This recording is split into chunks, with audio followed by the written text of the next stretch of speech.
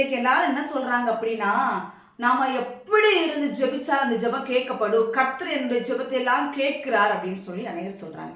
இல்லை, கர்த்தர் எல்லாருடைய ஜெபத்தை கேட்க மாட்டார், கேட்க மாட்டார். ஏன் அப்படி சொல்றேன்னா, இந்த வசனத்துல யோவான் 9:31 என்ன சொல்லப்படுது? பாவிகளுக்கு தேவன் செவி கொடுக்கிறது இல்லை, செவி கொடுக்கிறது உன்னுடைய ஜெபத்துக்கு அவர் பதில் கொடுக்கிறது இல்லை என்று சொல்லியிருக்கிறோம். ஒருவன் தேவ பக்தி உள்ளவனாயிருந்து அவருக்கு சித்தமானதை செய்துதான் அவனுக்கு செவி கொடுப்பார்.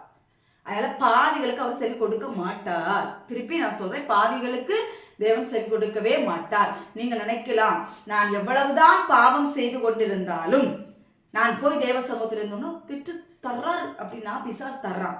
தேவன் தரவே மாட்டார், தரவே மாட்டார். தேவன் வாக்கு மாறாதவர். இந்த சத்திய வேதத்தின்படிதான் அவர் செய்வார்.